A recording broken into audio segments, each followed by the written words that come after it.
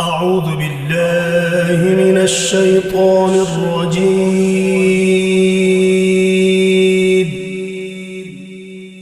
بسم الله الرحمن الرحيم. وما من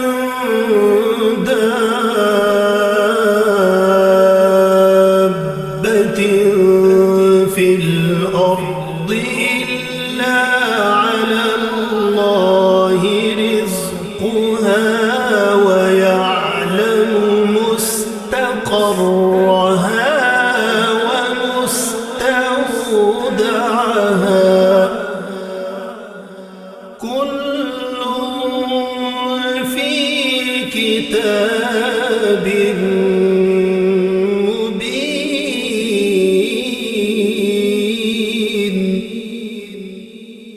وهو الذي خلق السماوات والأرض في 6 أيام وكان عرشه على الماء ليبلوكم أيكم أحسن عملا ولئن قلت إنكم مبعوثون من بعد الموت ليقولن الذين كفروا إن هذا إلا سحر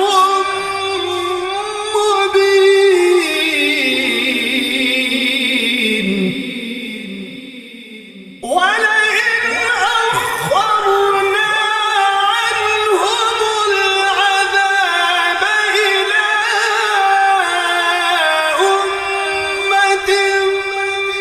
معدودة ليقولن ما يحبسه ألا يوم يأتيهم ليس مصروفا عنهم وحاق بهم ما كانوا به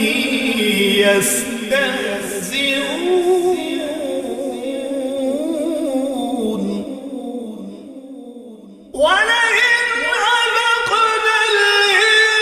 الإنسان منا رحمة ثم نزعناها منه إنه ليئوس كفور ولئن أذقناه نعماء بعد ضراء مسته ليقولن ذهب السيئات عني إنه لفرح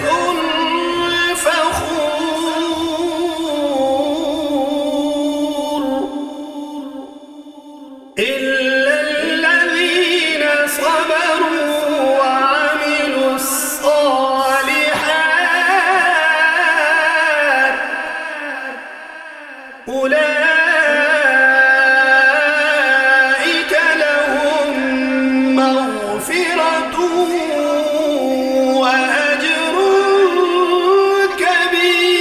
كبير فلعلك تارك بعض ما يوحى إليك وضائق به صدرك أن يقولوا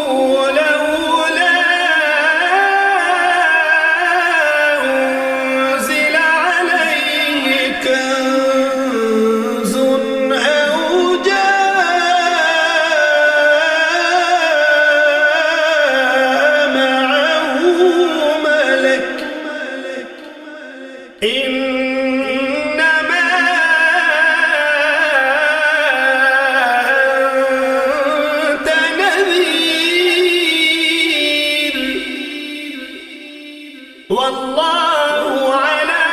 كل شيء وكيل أم يقولون افتراه قل فأتوا بعشر سور مثله مفتريات وادعوا من استطعتم من دون الله إن كنتم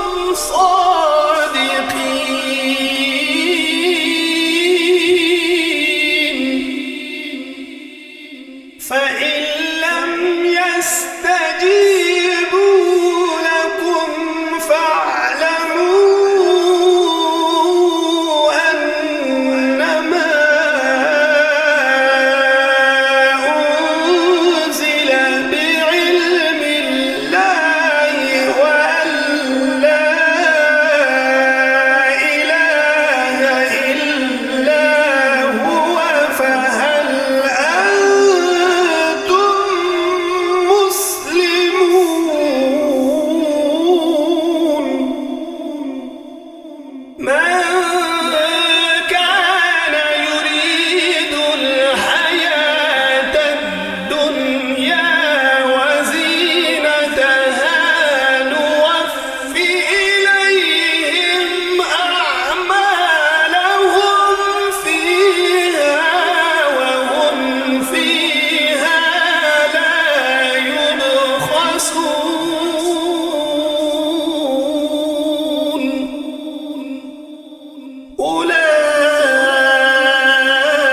أولئك الذين ليس لهم في الآخرة إلا النار وحبط ما صنعوا فيها وباطل ما كانوا يعملون أفمن كان على بينة من ربه ويتلوه شاهد منه ومن قبله كتاب موسى إماما ورحمة أولئك يؤمنون به ومن يكفر به من الأحزاب فالنار موعده فلا تك في مرية منه إنه الحق من ربك ولكن أكثر الناس لا يؤمنون ومن أظلم ممن افترى على الله كذبا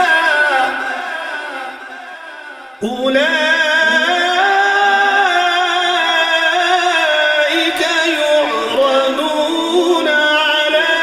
ربهم ويقول الأشهاد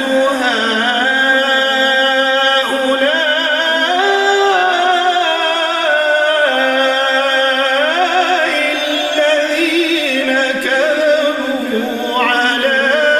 ربهم ألا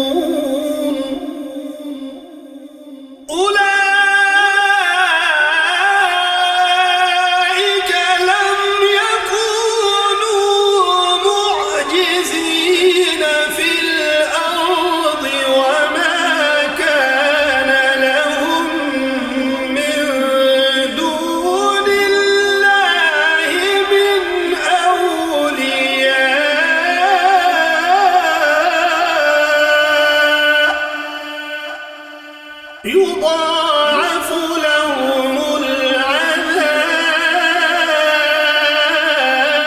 العذاب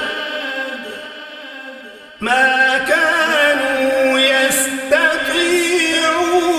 السمع وما كانوا يبصرون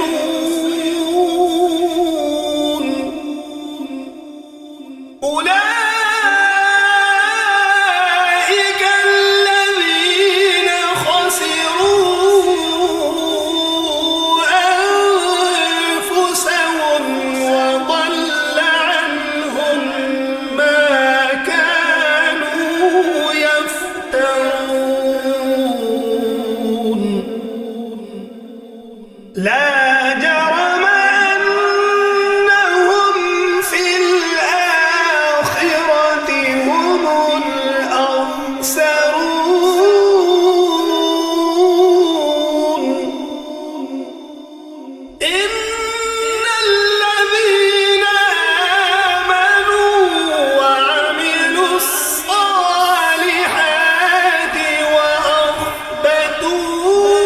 وأخبتوا إلى ربهم أولئك أصحاب الجنة هم فيها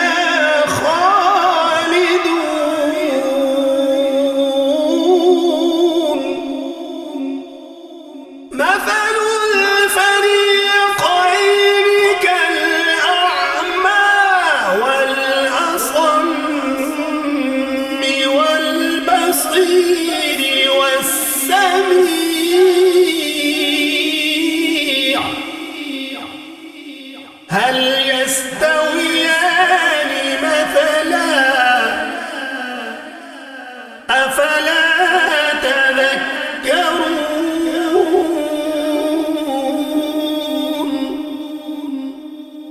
ولقد أرسلنا نوحا إلى قومه إني لكم نذير مبين ألا تعبدوا إلا الله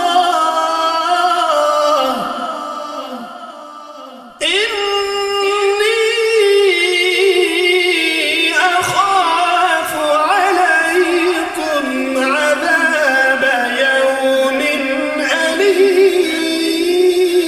أليم فقال الملأ الذين كفروا من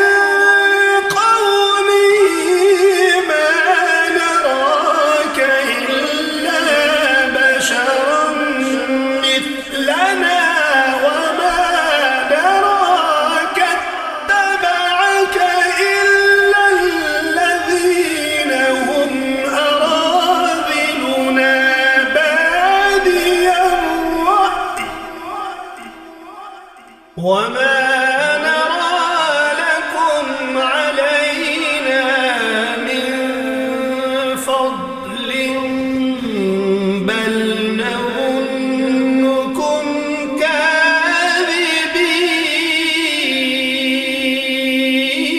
كاذبين قال يا قوم أرأيتم إن كنت على بينة من ربي وآتاني رحمة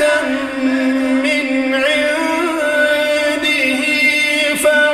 فعميت عليكم أنلزمكموها وأنتم لها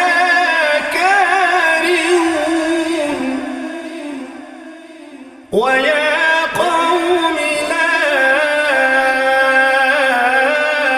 أسألكم عليه مالا إن أجري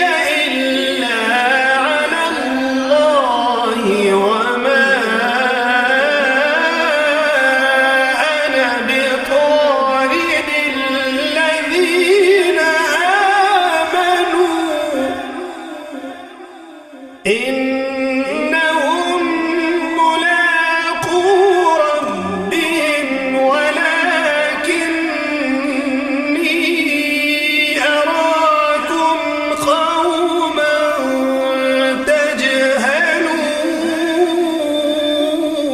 تجهلون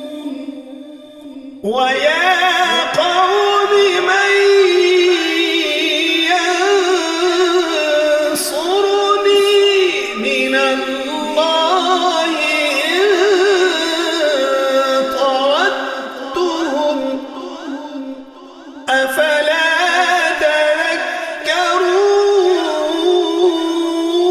تذكرون ولا أقول لكم عندي خزائن الله ولا أعلم الغيب ولا أقول إني ملك ولا أقول للذين تزدري أعينكم لن يؤتيهم الله خيرا الله أعلم بما في أنفسهم إني إذا لمن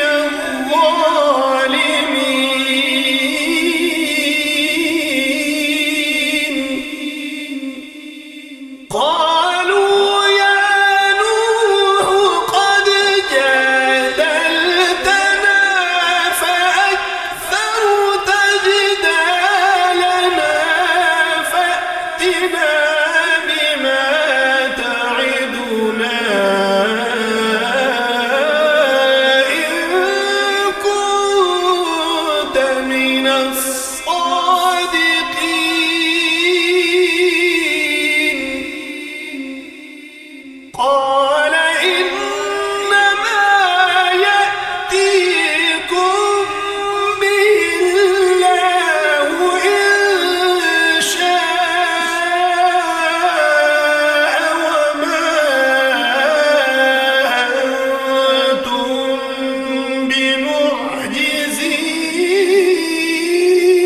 بمعجزين ولا ينفعكم نصحي إن أردت أن أنصح لكم إن كان الله يريد أن يغويكم هو ربكم وإليه ترجعون أم يقولون افتراه قل إن افتريته فعلي إجرامي وأنا بريء مما تجرمون وأوحي إلى نوح أنه لن يؤمن من قومك إلا من قد آمن فلا تبتئس بما كانوا يفعلون واصنع الفلك بأعيننا ووحينا ولا تخاطبني في الذين ظلموا إنهم مغرقون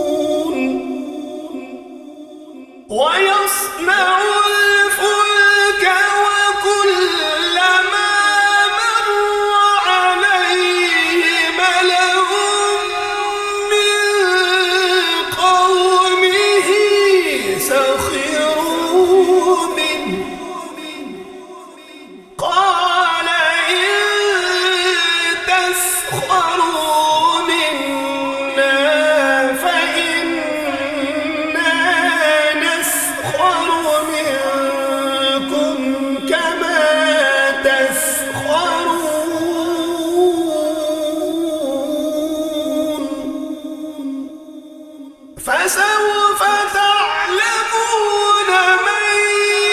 يأتيه عذاب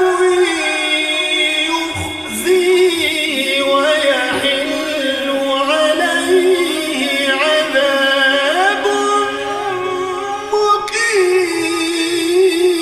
مقيم حتى إذا جاء أمرنا وفارت النور قل نحمل فيها من كل زوجين اثنين وأهلك إلا من سبق عليه القول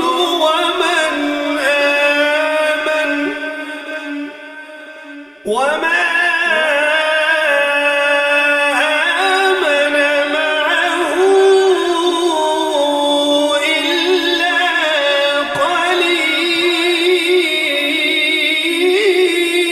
قليل وقال اركبوا فيها بسم الله مجريها ومرساها إن ربي لغفور رحيم وهي تجري بهم في موج كالجبال ونادى نوح ابنه وكان في معزل يا بني اركب معنا ولا تكن مع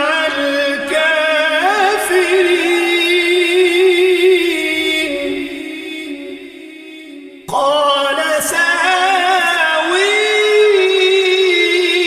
إلى جبل يعصمني من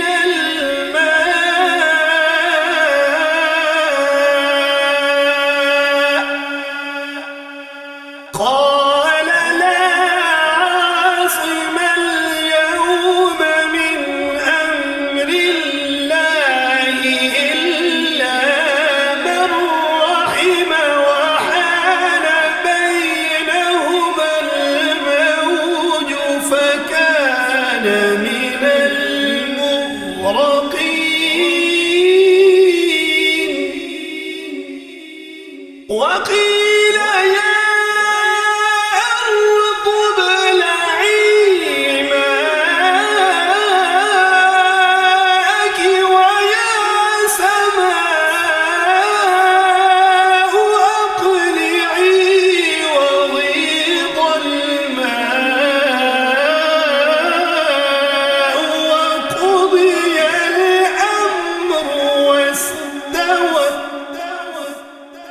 وقضي الأمر واستوت على الجودي وقيل بعدا للقوم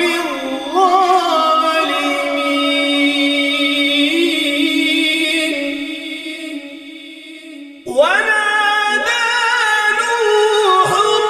ربه فقال رب إن ابني من أهلي وإن وعدك الحق وأنت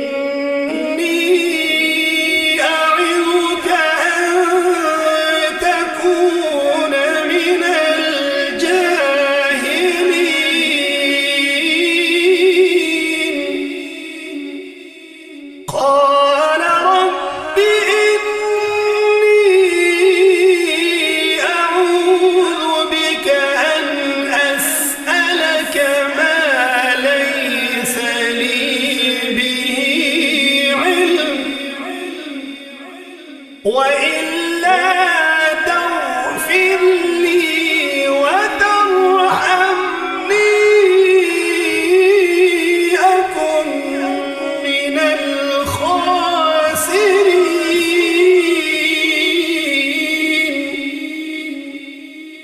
قيل يا نوح اهبط بسلام منا وبركات عليك وعلى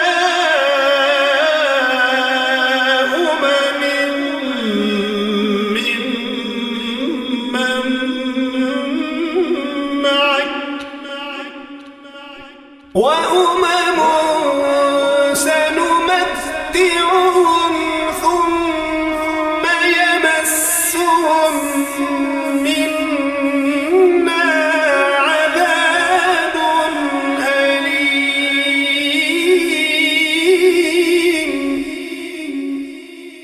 تلك من أنباء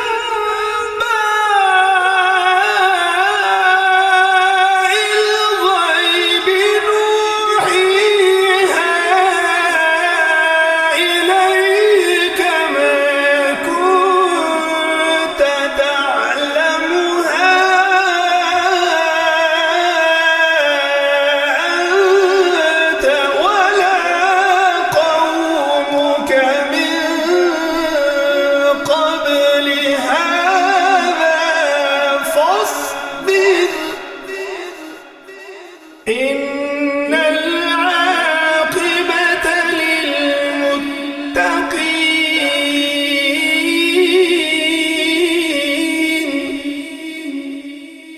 وإلى عاد أخاهم هودا قال يا قوم اعبدوا الله ما لكم من إله غيره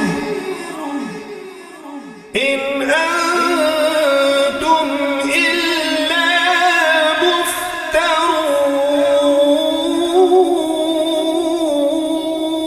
مفترون. يا قوم لا أسألكم عليه أجرا إن أجري إلا على الذي فطرني أفلا تعقلون. ويا قوم استغفروا ربكم ثم توبوا إليه يرسل السماء عليكم مدرارا ويزدكم قوة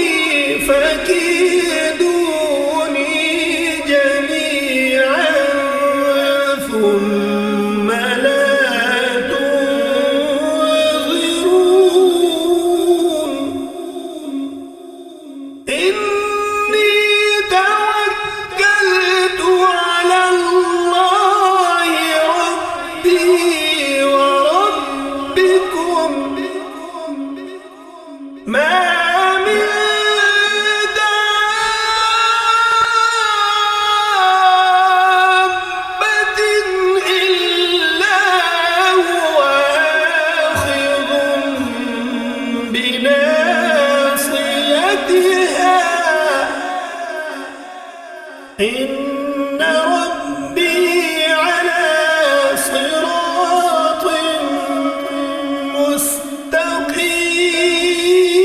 مستقيم فإن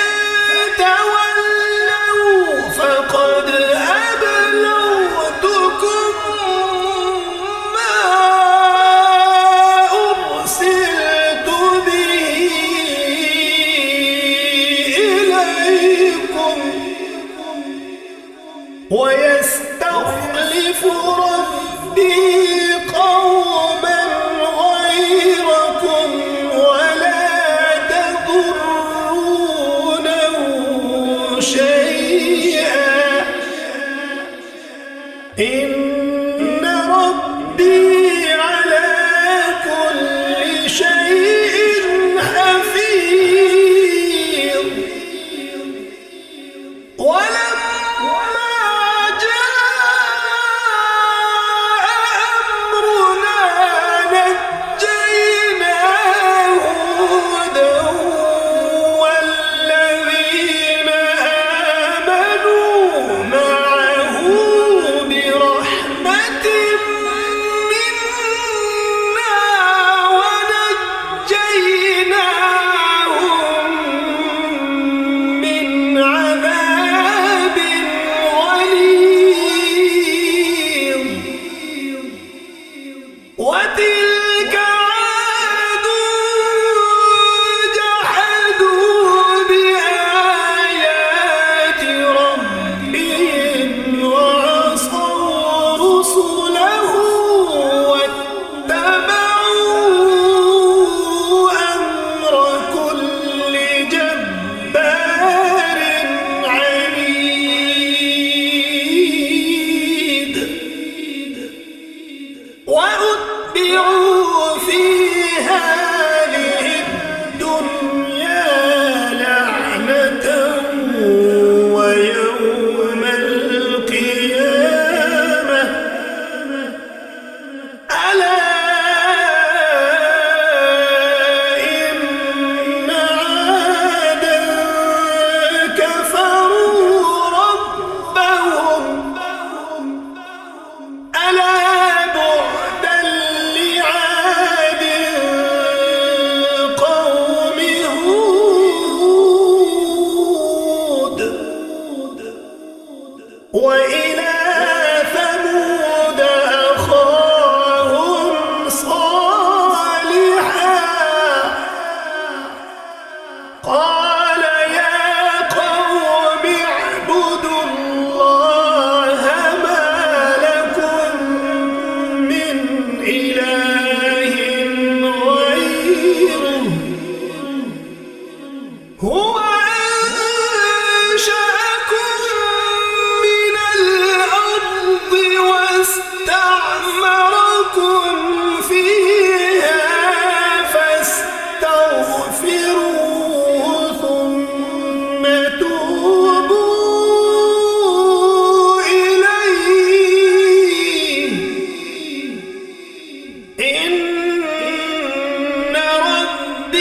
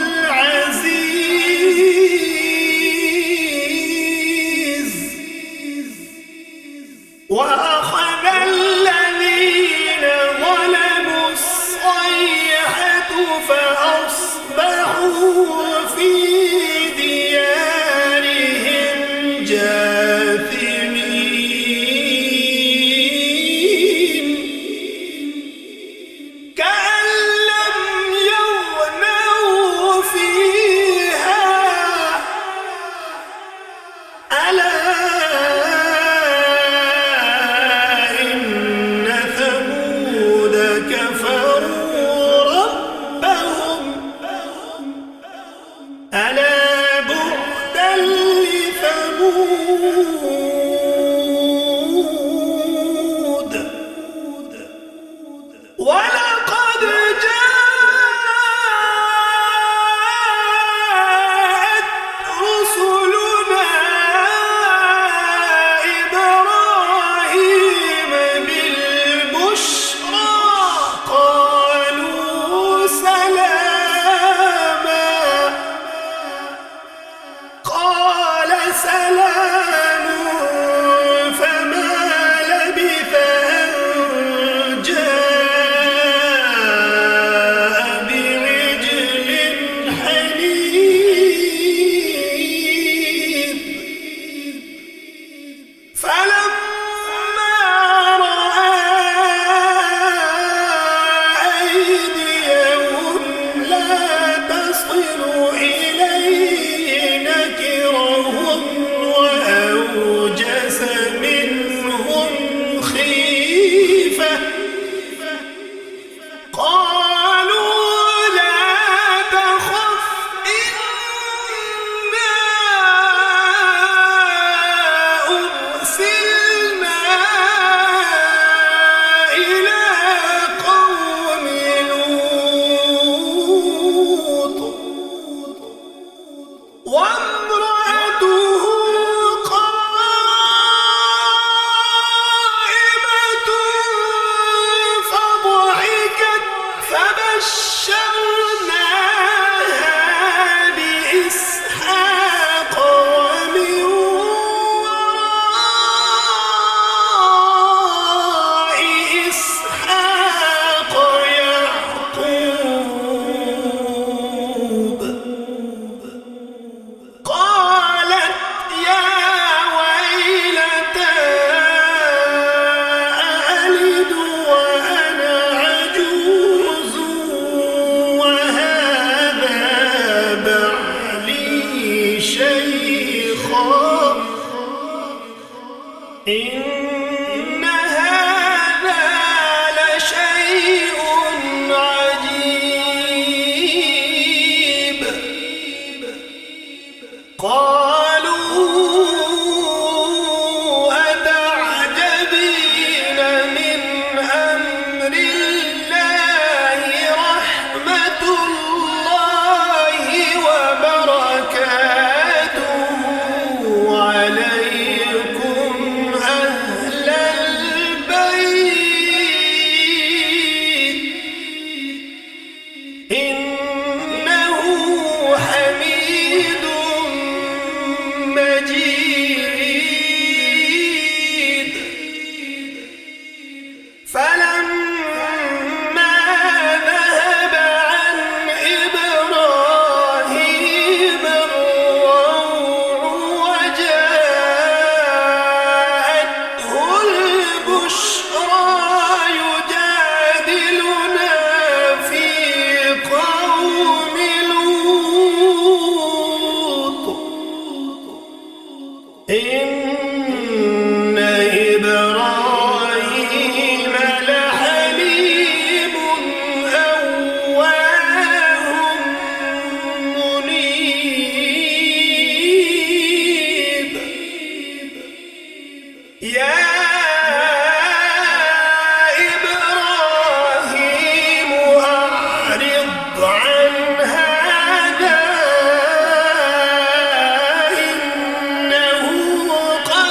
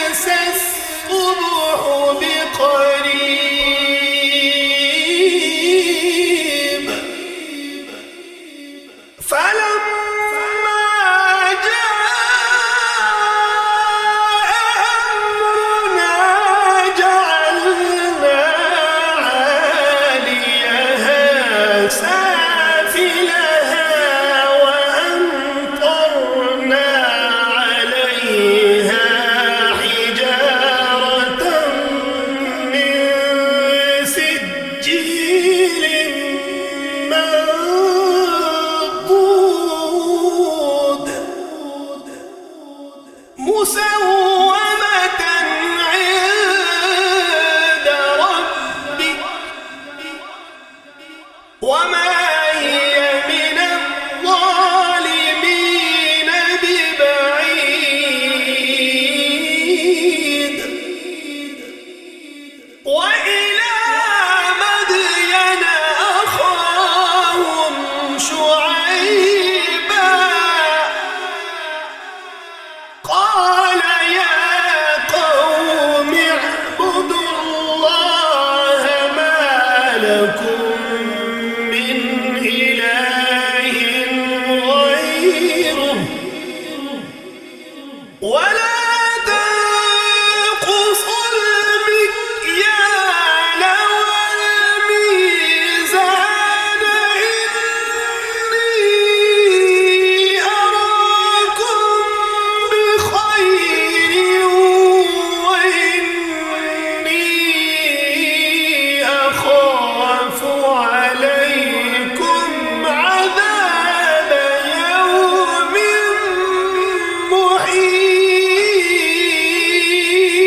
محيط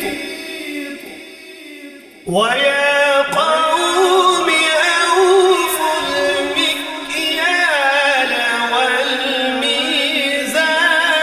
بالقسط ولا تبخسوا الناس أشياءهم ولا تعثوا في الأرض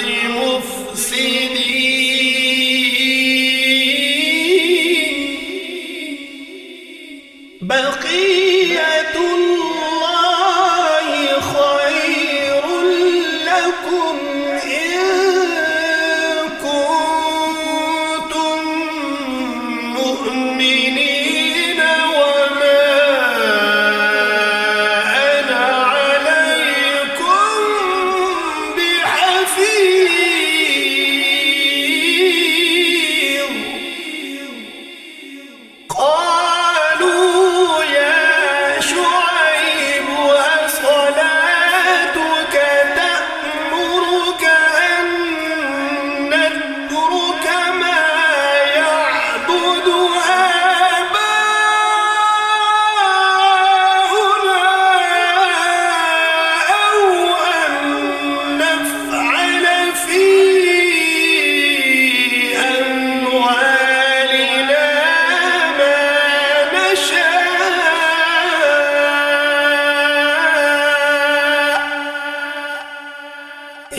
إنك لأنت الحليم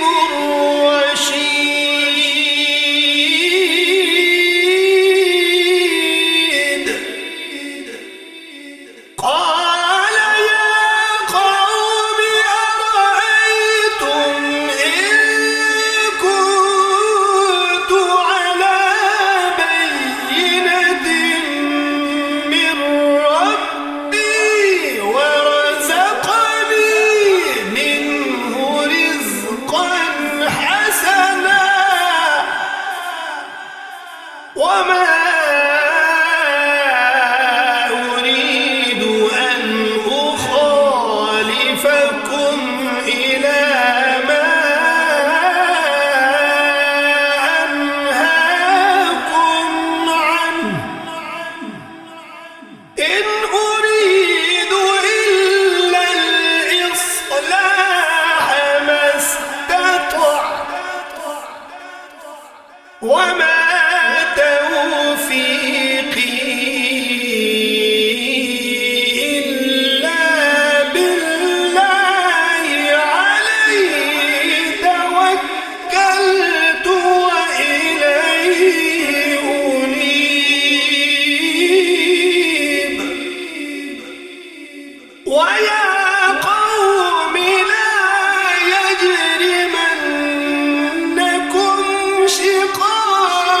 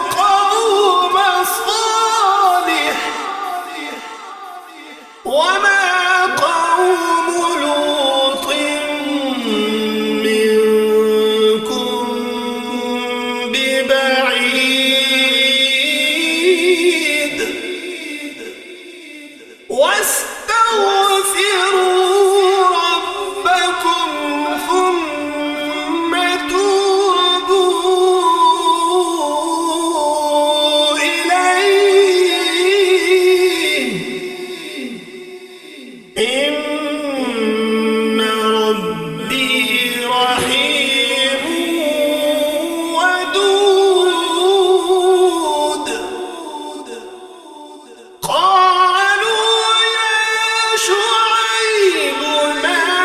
نفقه كثيرا مما تقول وإنا لنراك فينا ضعيفا ولولا رهطك لرجمناك وما أنت علينا بعزيز.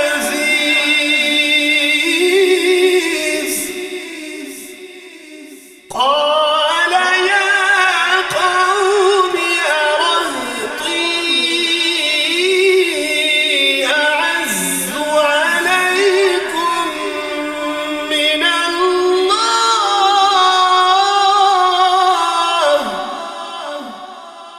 واتخذتموه وراءكم ظهريا إن ربي بما تعملون محيط.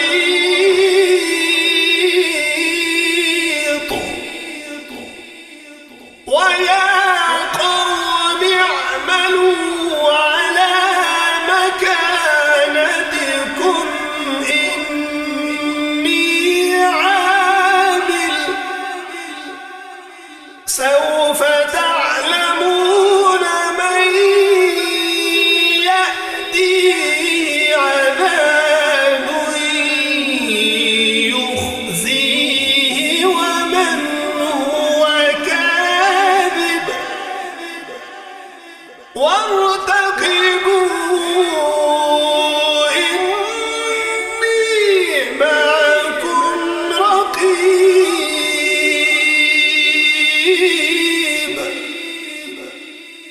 ولما جاء أمرنا نجينا شعيبا والذين آمنوا معه برحمة منا وأخذت الذين ظلموا الصيحة فأصبحوا في ديارهم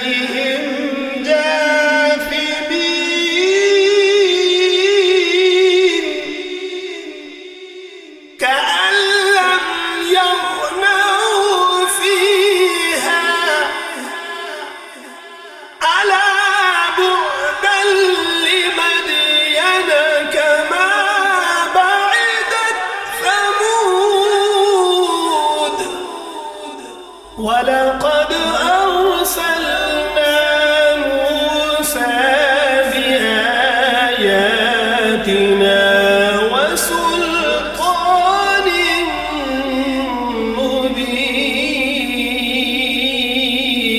مبين إلى فرعون وملئه فاتبعوا أمر فرعون وما أمر فرعون برشيد.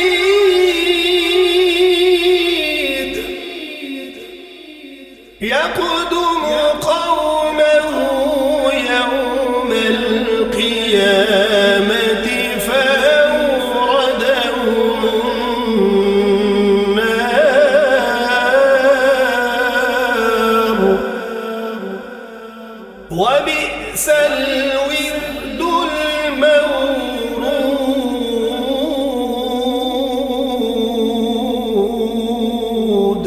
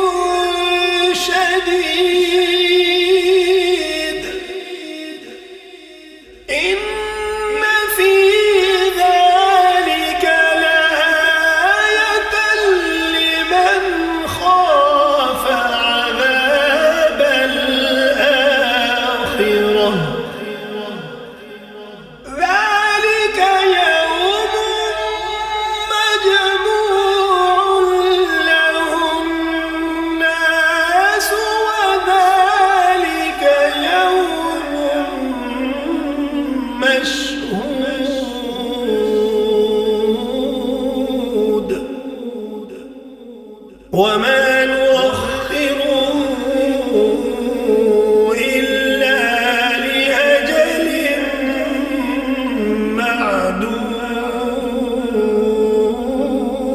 معدود يوم يأتي لا تكلم نفس إلا بإذنه فمنهم شقي وسعيد فأما الذين شقوا ففي النار لهم فيها زفير وشهيق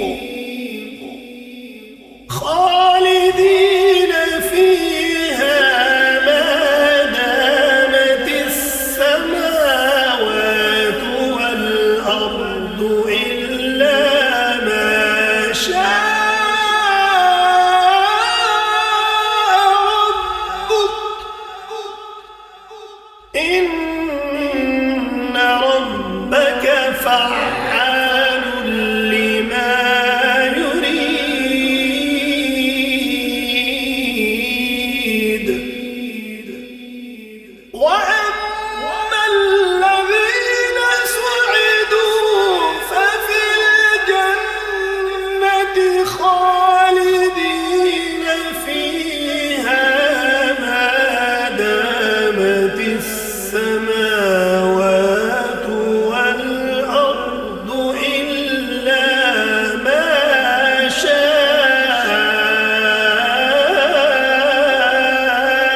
ربك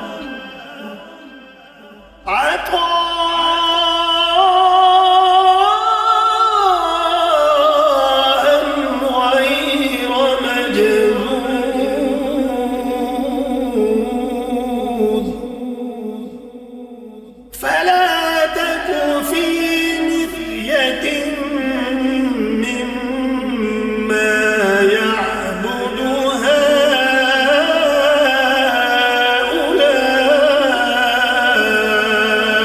هؤلاء ما يعبدون إلا كما يعبد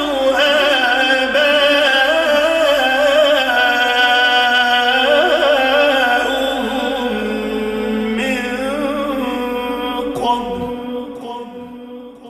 وإنا لنوفهم نصيبهم غير منقوص ولقد آتينا موسى الكتاب فاختلف فيه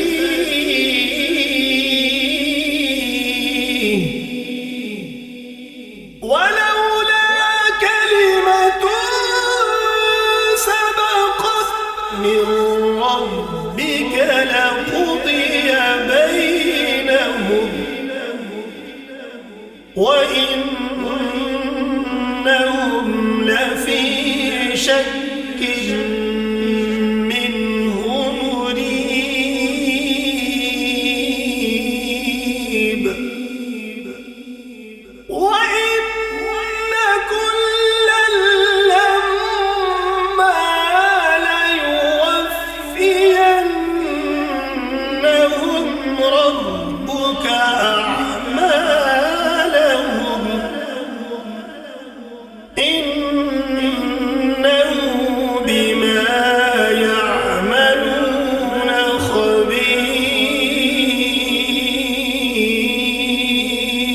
خبير فاستقم كما أمرت ومن تاب معك ولا تطغوا إنه بما تعملون بصير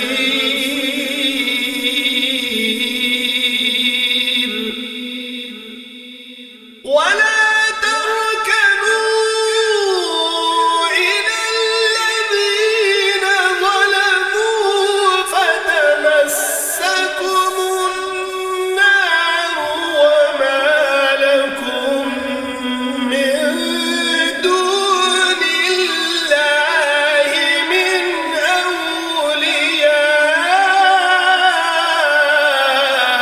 أولياء ثم لا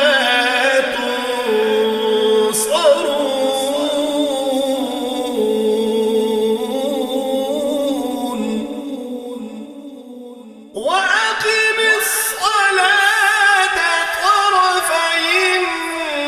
النهار وزلفا من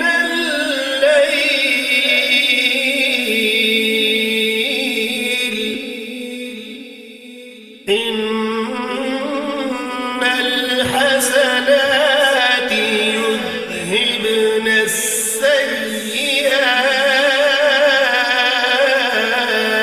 السيئات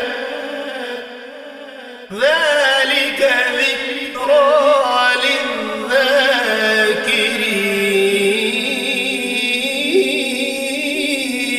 للذاكرين واصبر فإن الله لا يضيع أجر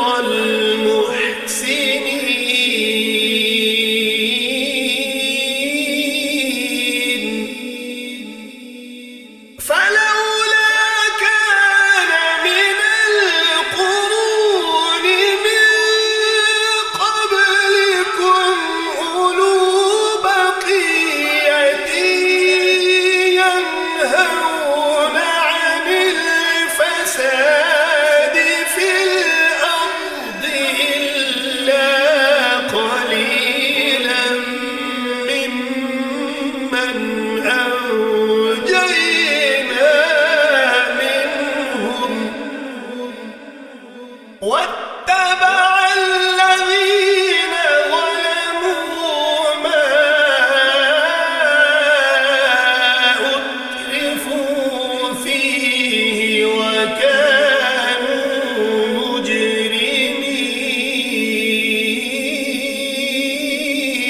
مجرمين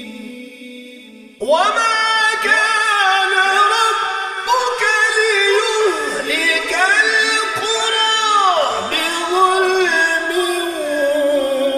وأهلها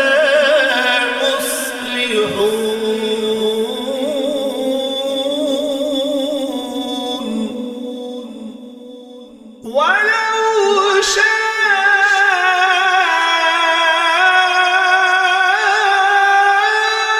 ربك لجعل الناس أمة واحدة ولا يزالون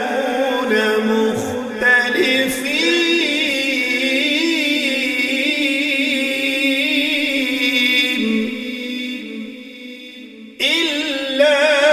من رحم ربك ولذلك خلقهم وتمت كلمة ربك لأملأن جهنم من الجنة والناس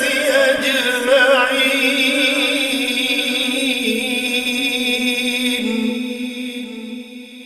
وكلا نقص عليك من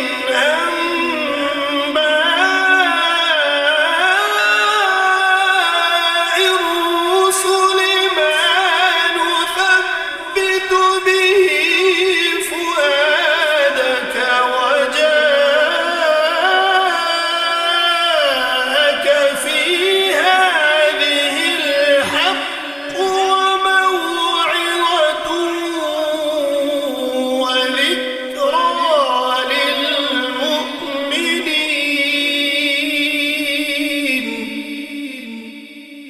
وقل للذين لا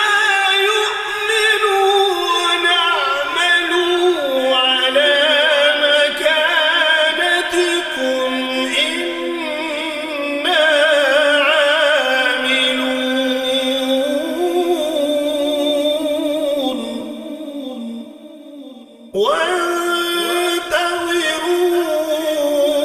وانتظروا إنا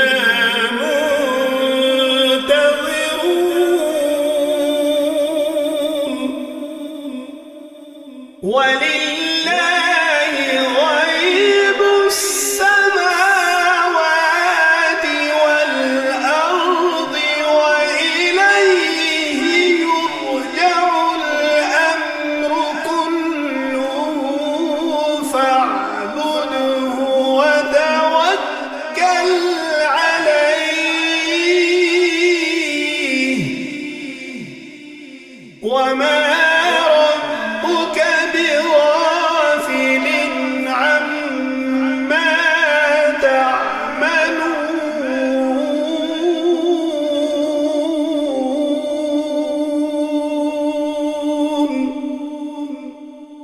بسم الله الرحمن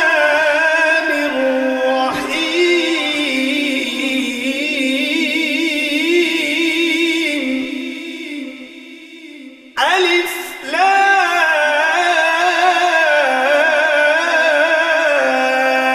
لام را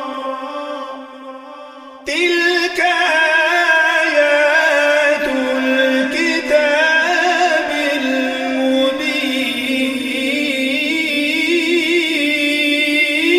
المبين إنا أنزلناه قرآنا عربيا لعلكم تعقلون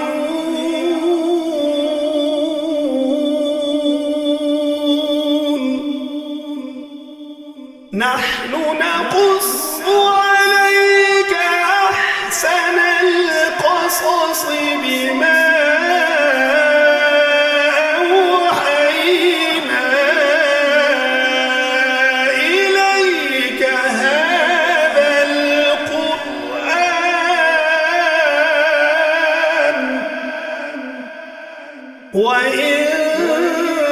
كنت من قبله لمن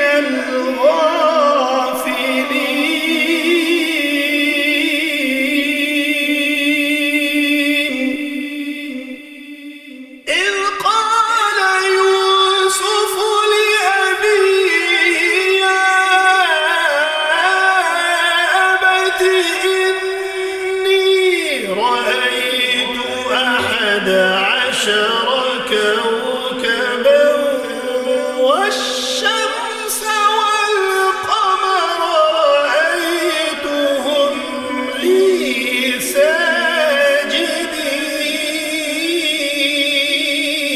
ساجدين قال يا بني لا تقصص رؤياك على إخوتك فيكيدوا لك كيدا إن الشيطان للإنسان عدو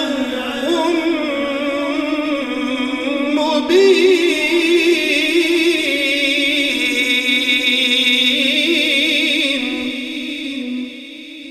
وكذلك يجتبيك ربك ويعلمك من تأويل الأحاديث ويتم نعمته عليك وعلى آل يعقوب وعلى آل يعقوب كما أتمها على أبويك من قبل إبراهيم وإسحاق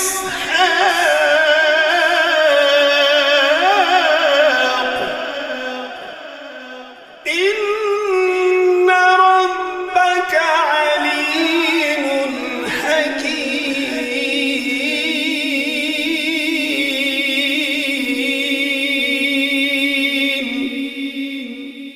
لقد كان في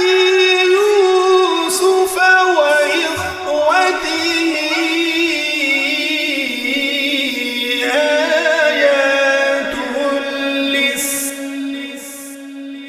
إذ قالوا ليوسف وأخوه أحب إلى أبينا منا ونحن عصبة إن أبانا لفي ضلال مبين.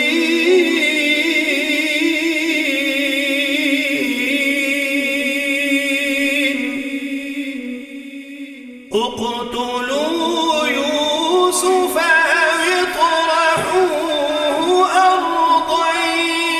يخل لكم وجه أبيكم وتكونوا من بعده قوما صالحين.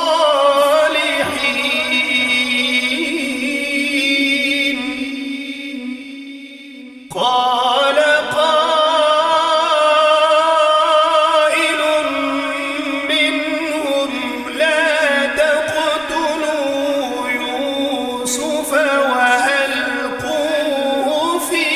غيابة الجب يلتقطه بعض السيارة إن كنتم فاعلين.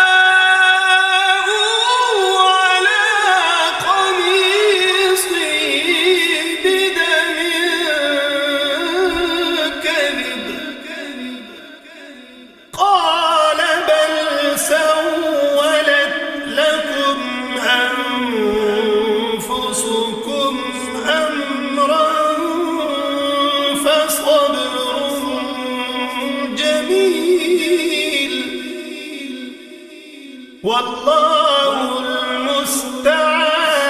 على ما تصفون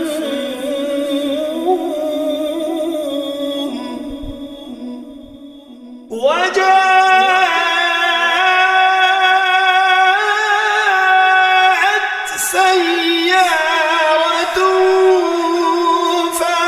فأرسلوا واردهم فأدلى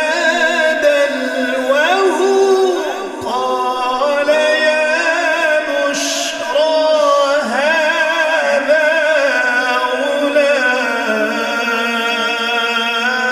غلام وأسروه بضاعة والله عليم بما يعملون وشروه بثمن بخس دراهم معدودة وكانوا فيه من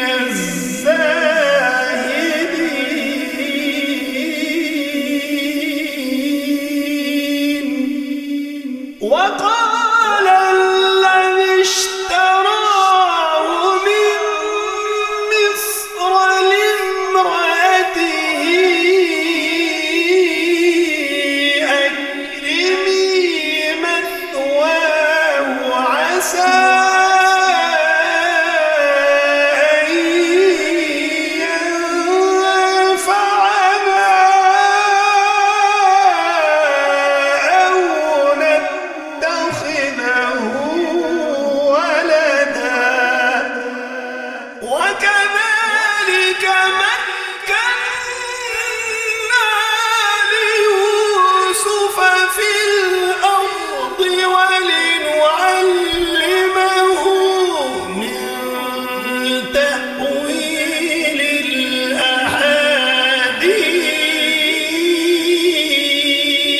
الأحاديث والله غالب على أمره ولكن أكثر الناس لا يعلمون ولما بلغ أشده آتيناه حكما وعلما وكذلك نجزي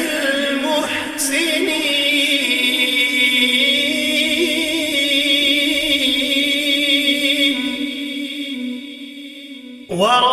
وراودته التي هو في بيتها عن نفسه وغلقت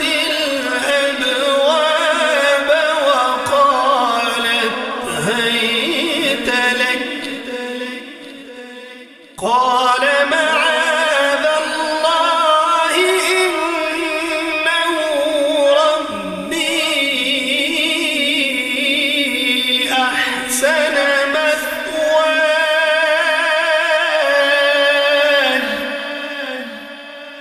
إنه لا يفلح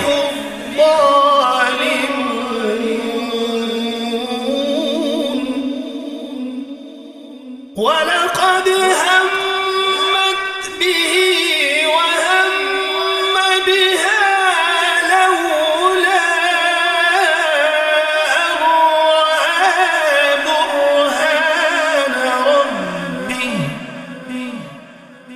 كذلك لنصرف عنه السوء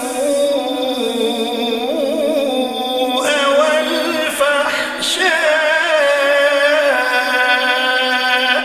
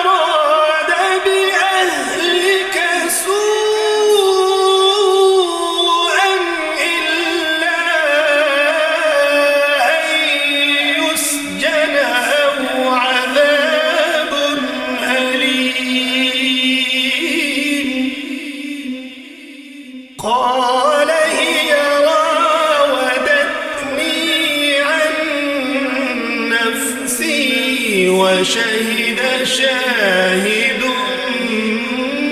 من أهلها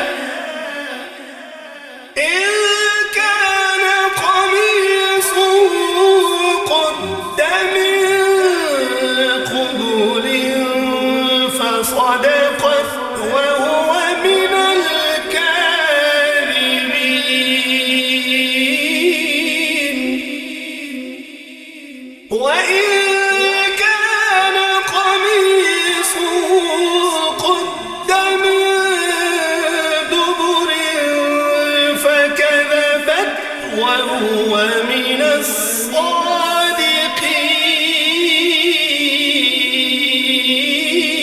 الصادقين فلما رأى قميصه قد من دبر قال إنه من كيدكم إن كيدكن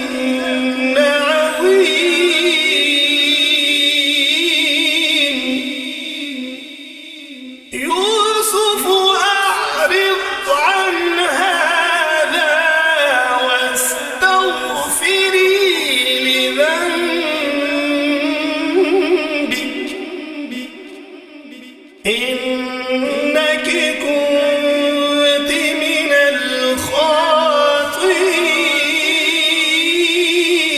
الخاطئين وقال نسوة في المدينة امرأة العزيز تراود فتاها عن نفسه قد شغفها حبا إنا لنراها في ضلال مبين فلما سمعت بمكرهن أرسلت إليهن وأعتدت لهن متكئا وآتت كل واحدة منهن سكينا وقالت اخرج عليهن فلما رأينه أكبرنه وقطعن أيديهن وقلن حاش لله ما هذا بشرا إن هذا إلا ملك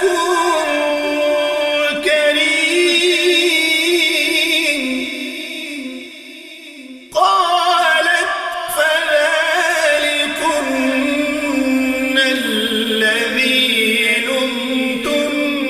لمتنني فيه ولقد راودته عن نفسه فاستعصم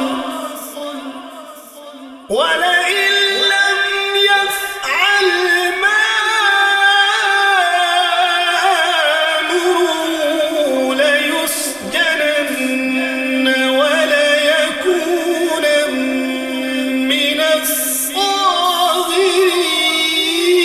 الصاغرين قال رب السجن أحب إلي مما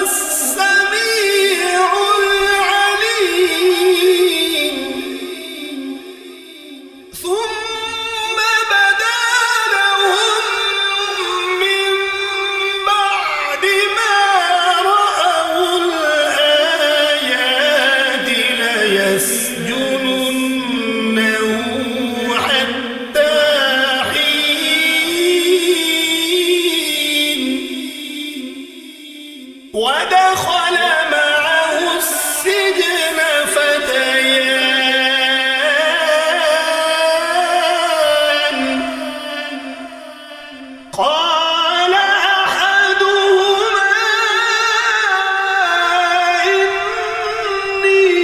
إني أراني أعصر خمرا وقال الآخر إني أراني أحمل فوق رأسي خبزا تأكل الطير منه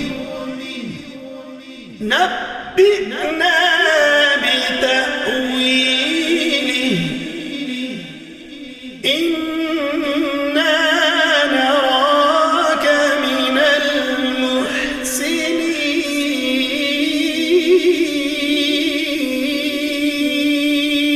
المحسنين قال لا يأتيكما طعام ترزقانه إلا نبأتكما بتأويله قبل أن يأتيكما ذلكما مما علمني ربي إني تركت ملة قوم لا يؤمنون بالله وهم بالآخرة هم كافرون واتبعت ملة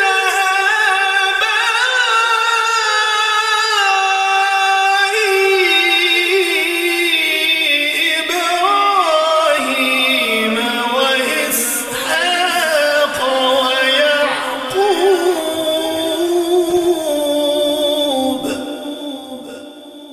ما كان لنا أن نشرك بالله من شيء ذلك من فضل الله علينا وعلى الناس ولكن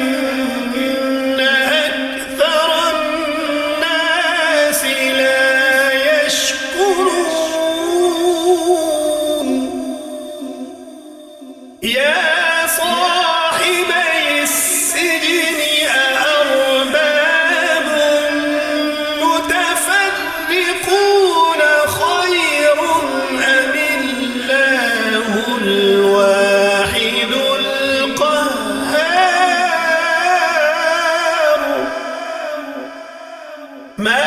تعبدون من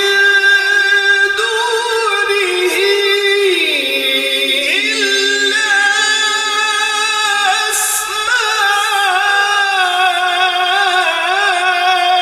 أسماء سميتموها أنتم وآباؤكم ما أنزل الله بها من سلطان إن الحكم إلا لله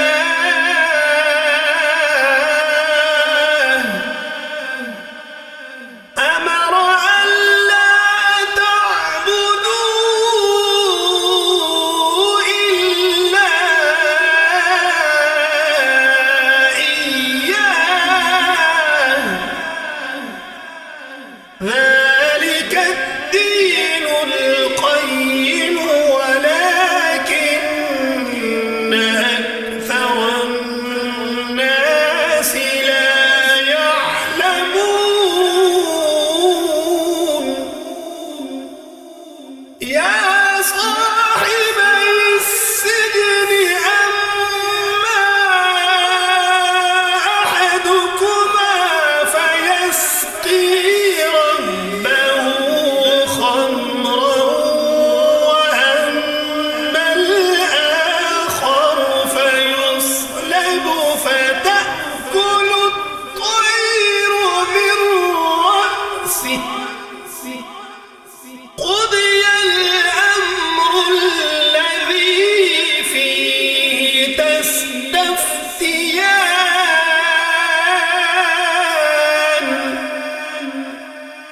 وقال للذي ظن أنه ناج منهما اذكرني عند ربك فأنساه الشيطان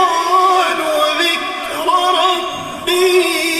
فلبث في السجن بضع سنين.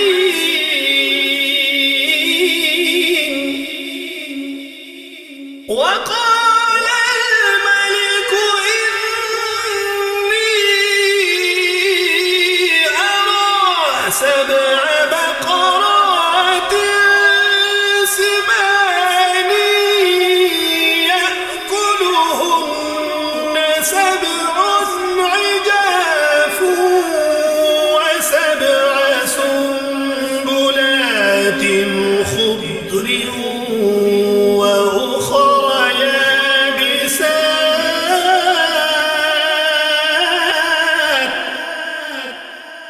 يا أيها الملأ أفتوني في رؤياي إن كنتم للرؤيا تعبرون.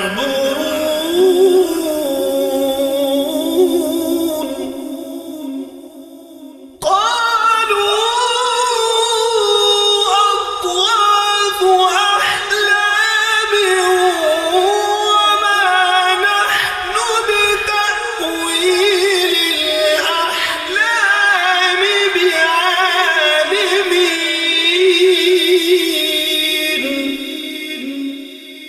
وقال الذي نجا منهما وادكر بعد أمة أنا أنبئكم بتأويله فأرسلون.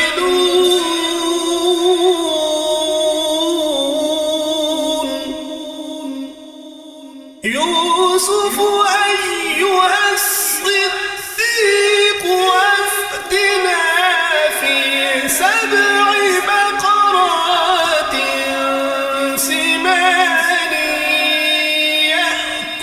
يأكلهن 7 عجاف و7 سنبلات خضر وأخر يابسات و7